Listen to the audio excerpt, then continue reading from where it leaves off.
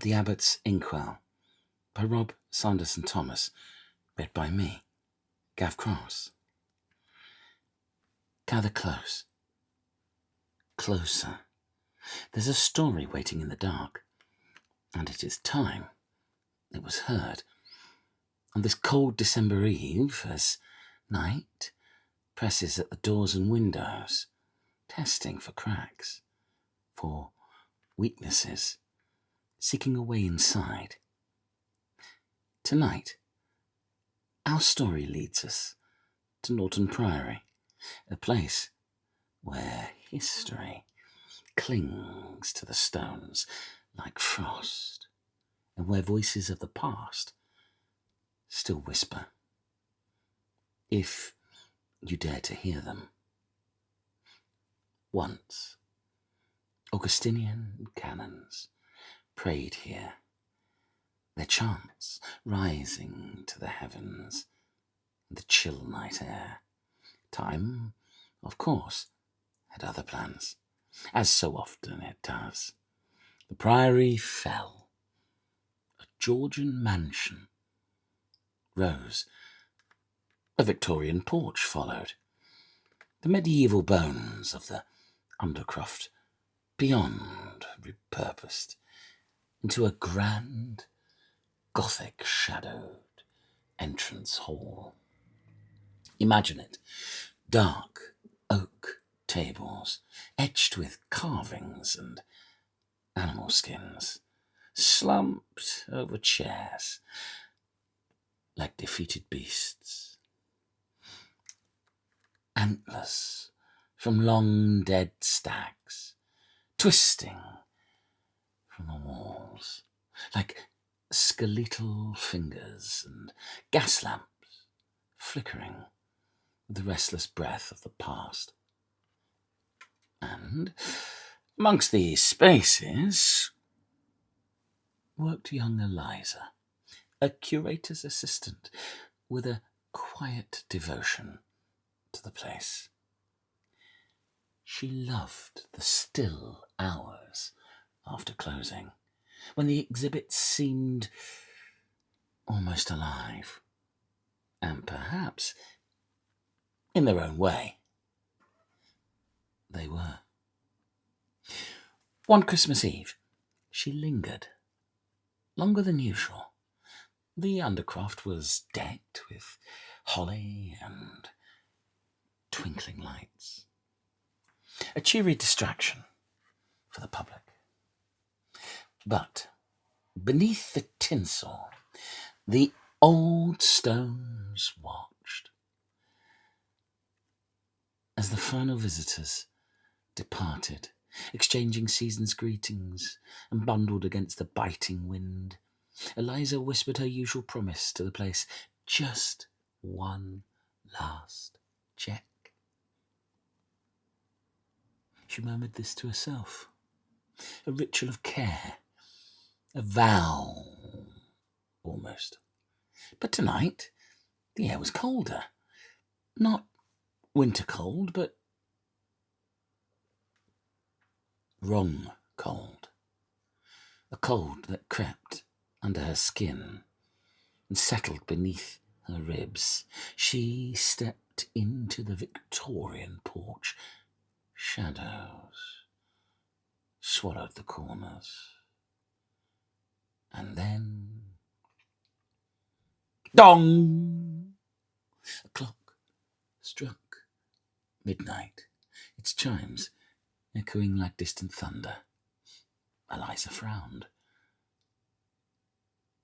There was no clock. She turned. No one stood behind her, yet something moved in the corner of her eye, and stopped when she turned to face it. Hello? Her voice dissolved into the dark. A whisper drifted down from nowhere. Soft, urgent, too close. Sister, join us. Her breath froze mid-air.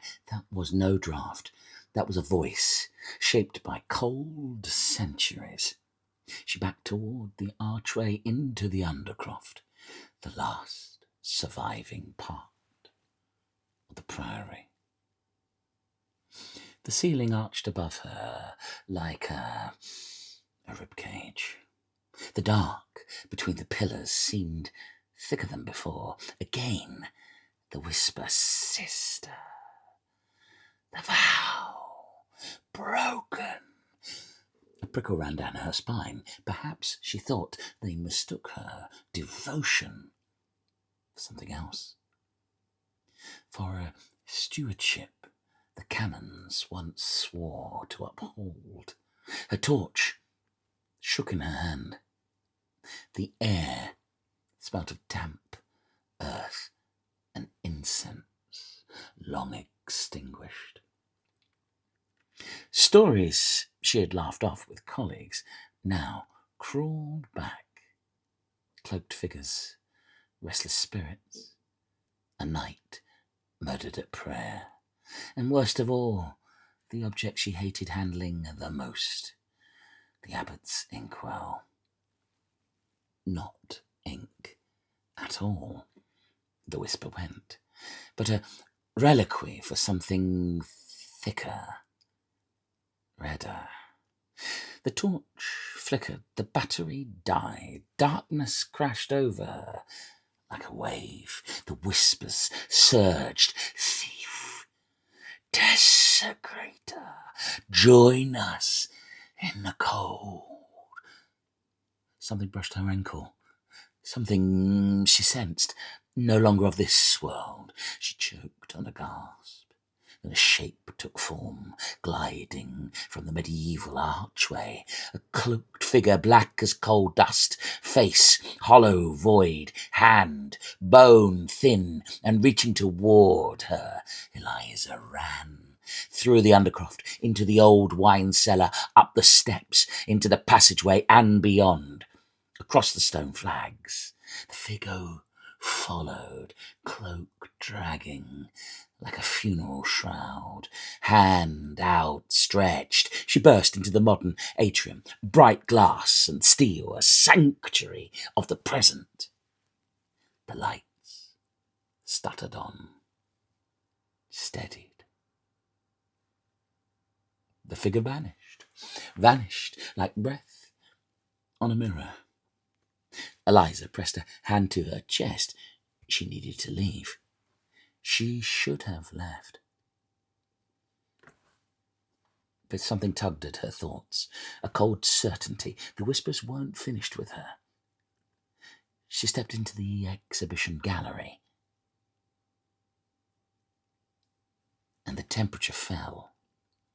Her breath bloomed in white clouds. Shadows thickened in the corners. Figures, hooded and faceless, peeled out of the darkness, watching, waiting. "Sister, the vow broken." Her skin prickled. She knew what they wanted. Or rather, what she had neglected. Her promise, her last check, her quiet vow to safeguard the Priory's past. In the darkness, one exhibit glowed faintly in the dim light. The Abbott's Inkwell. The figures turned their heads towards it as one. All right. Voice trembling. "I'll return it." She approached the case. She reached out. Crack! The glass exploded outward as though struck by an invisible fist. Eliza flinched, heart hammering. She reached through, lifted the inkwell. It was unnaturally cold, heavy as the guilt of a broken vow. The hooded figures hissed in unison. The floor, on the floor. Her knees shook. but she lowered it. As it neared the ground, something pulled hard, and the relic snapped from her hands, striking the floor with a metallic thud. The figures rushed toward her, their breath washed over her, not wind, but an emotion, a crushing loneliness, centuries deep. The light went out. The inky darkness enveloped everything. She felt hands grip her arms, her throat, her waist, and then nothing. Silence. When the lights finally returned, the gallery was empty. No hooded figures. No Inkwell. No Eliza. Only a dark stain on the carpet, still wet. And somewhere, in the shadows, the whisper still lingers. Join us.